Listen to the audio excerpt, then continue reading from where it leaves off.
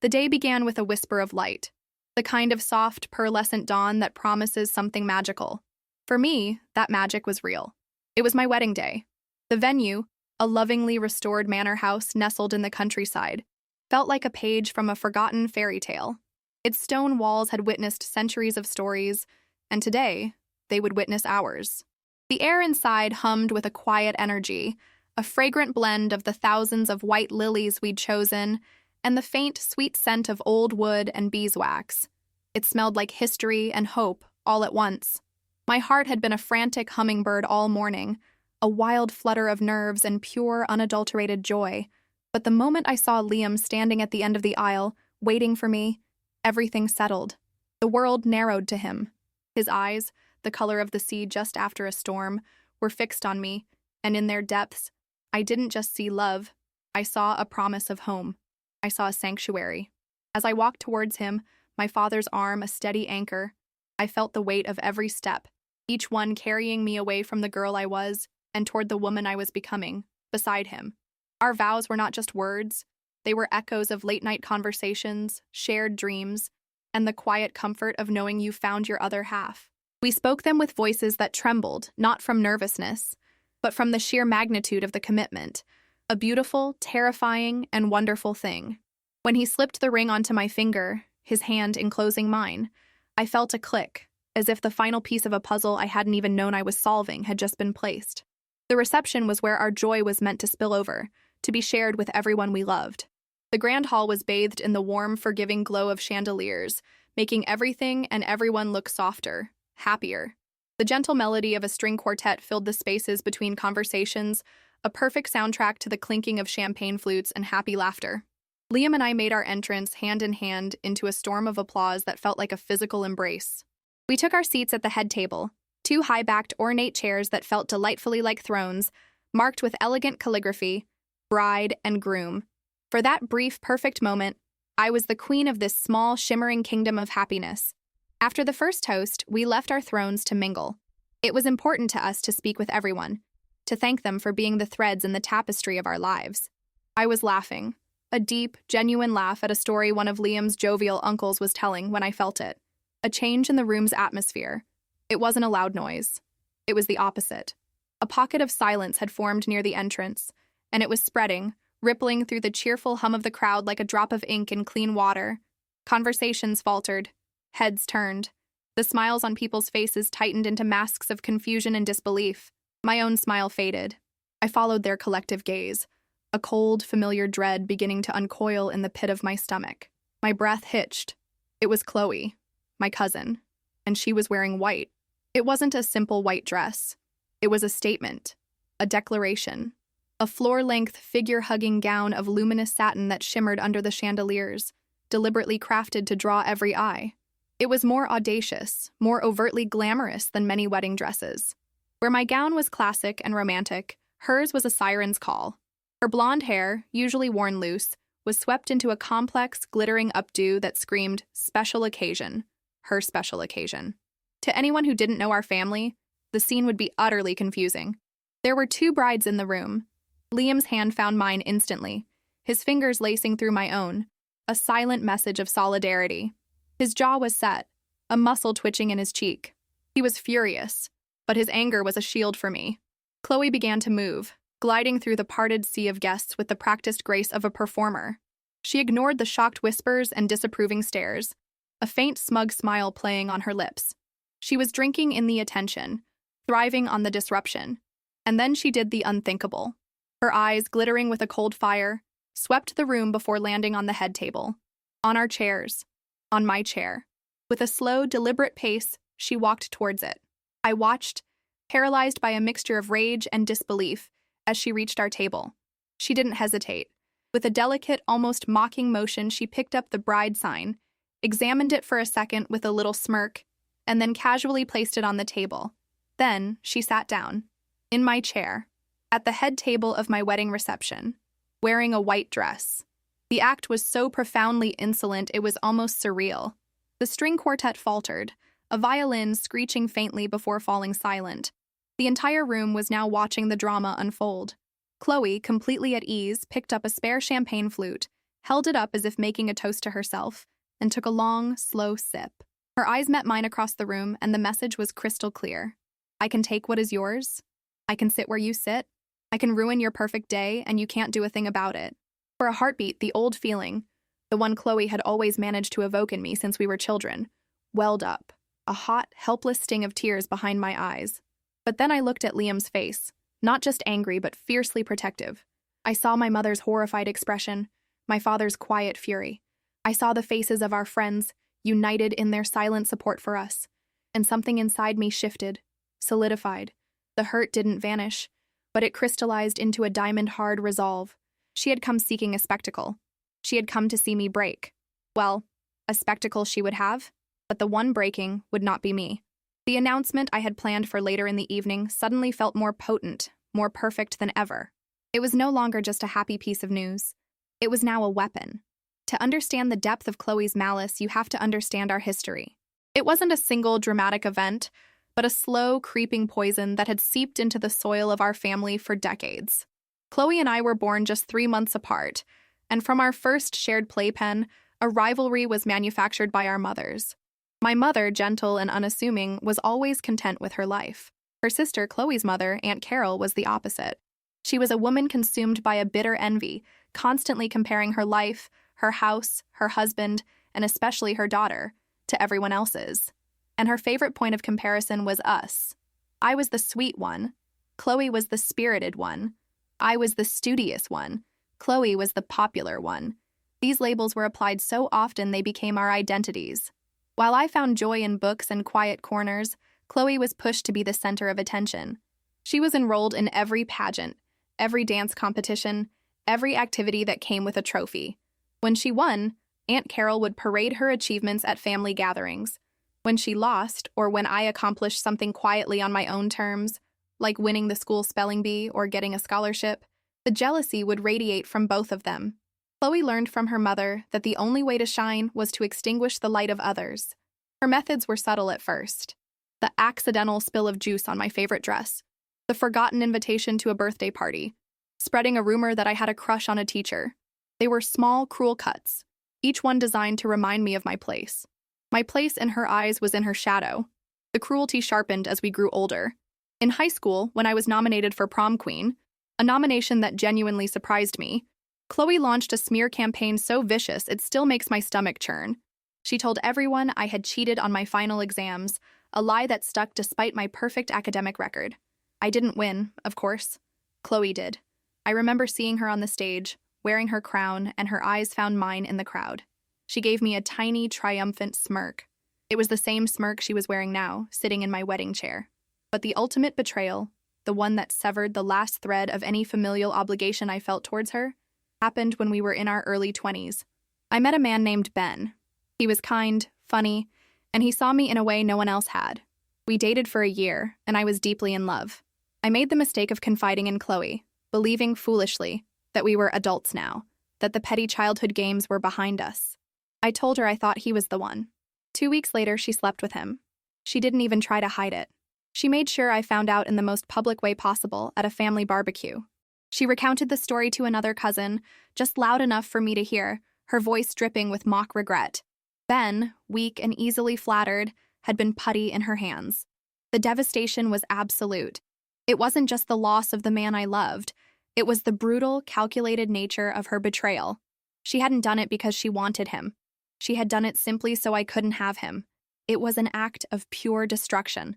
That was the day I cut her out of my life. I stopped speaking to her, I avoided family events where I knew she'd be, and I blocked her on every social media platform. It was a difficult choice, one that caused friction within the family. My mother understood, but Aunt Carol painted me as the villain, the one holding a grudge, the one tearing the family apart. Chloe is just impulsive, she would say. You need to be the bigger person. You need to forgive. But forgiveness is not a pass for cruelty. Forgiveness is for your own peace, and my peace required a wall between me and them. That wall had stood strong for 5 years. 5 years of quiet healing, of rebuilding my trust in people, of learning to love myself again. And then I met Liam. Liam, with his steady gaze and his unwavering heart. He was nothing like Ben. He was a man of integrity, A man who saw Chloe for exactly what she was from the moment he met her. He was my safe harbor. When we got engaged, we made the decision not to invite Chloe or her parents.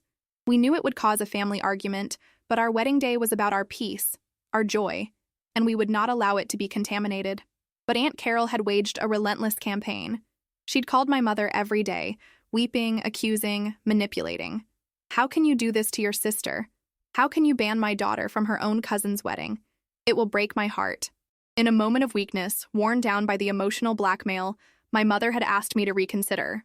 Just invite them, she had pleaded, her eyes tired.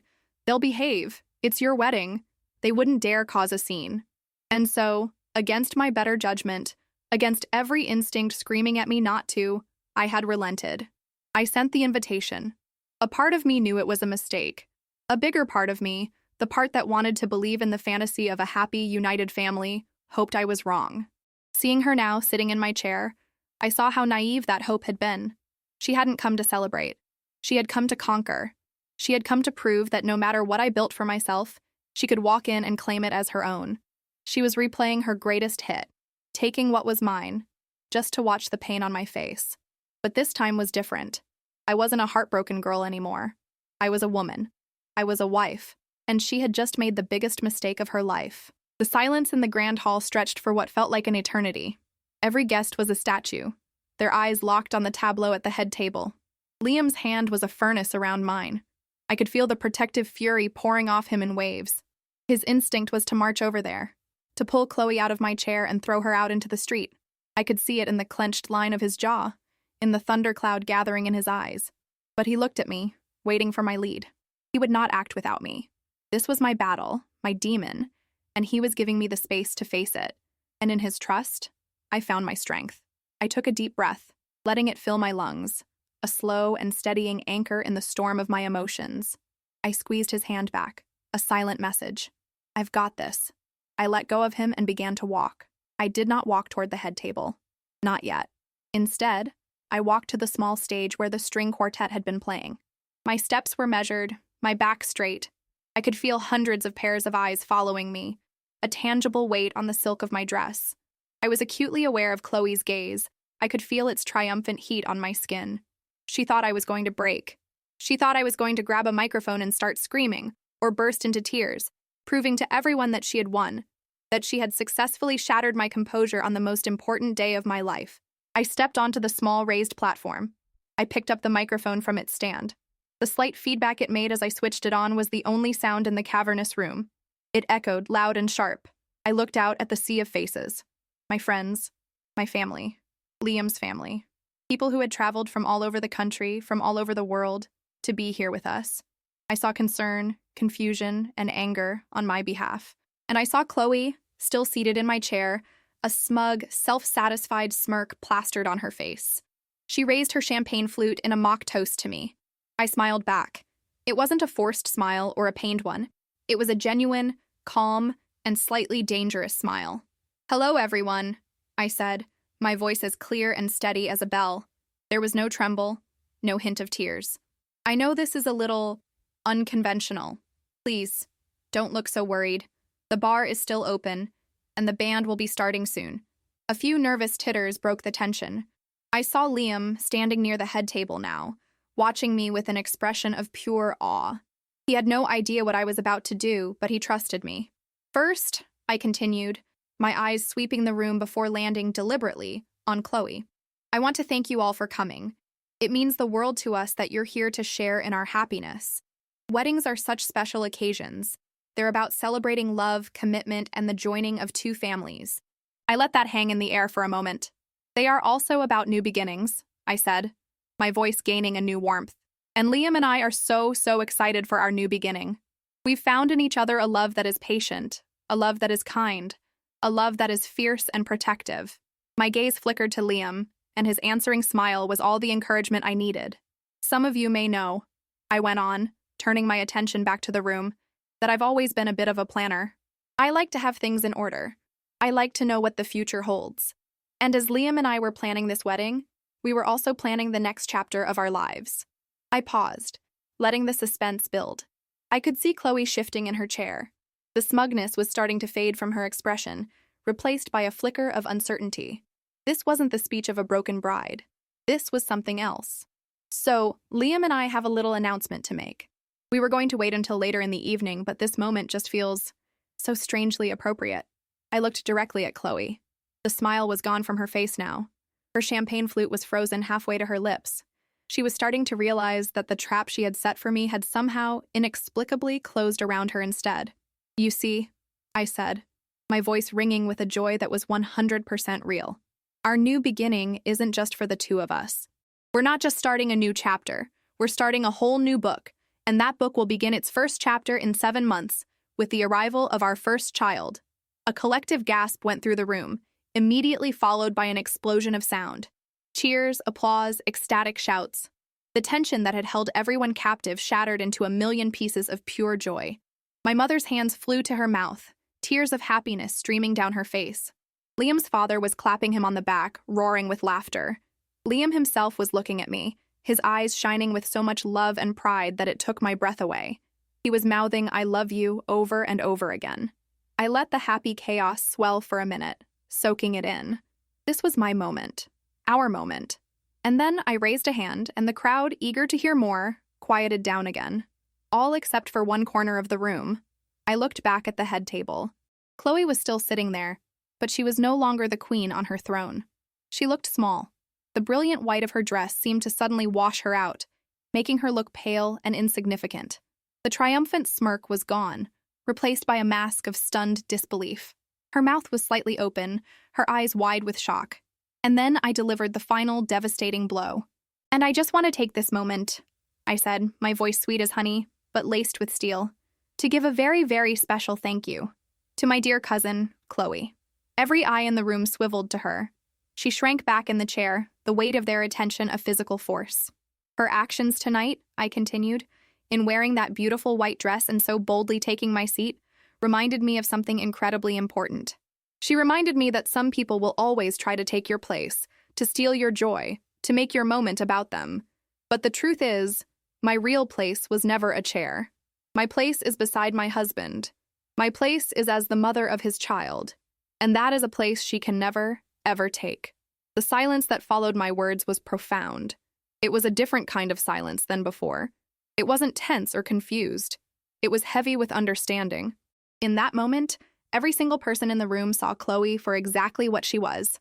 Not a glamorous rival, not an audacious guest, but a petty, jealous woman who had tried to ruin a sacred day and had failed spectacularly. I watched her face. The shock had curdled into a furious, mottled flush that crept up her neck and painted ugly splotches across her cheeks.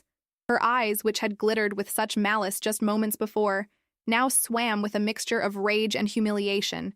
She had been exposed, her motivations laid bare for everyone to see. The spotlight she had so desperately craved was now a searing, interrogative beam, and she was withering under its heat. The gazes of the guests were relentless. They weren't just looking, they were judging. I saw my Aunt Carol, who had been preening by a nearby table, her face a mask of horrified disbelief. Her daughter, her perfect prize-winning daughter, had just been publicly and elegantly dismantled. This wasn't a family squabble anymore. It was a public shaming, delivered not with angry shouts, but with calm, unassailable truth. Slowly, as if her limbs were made of lead, Chloe stood up. The beautiful white dress now looked like a costume for a part she had forgotten how to play. Her hands were trembling.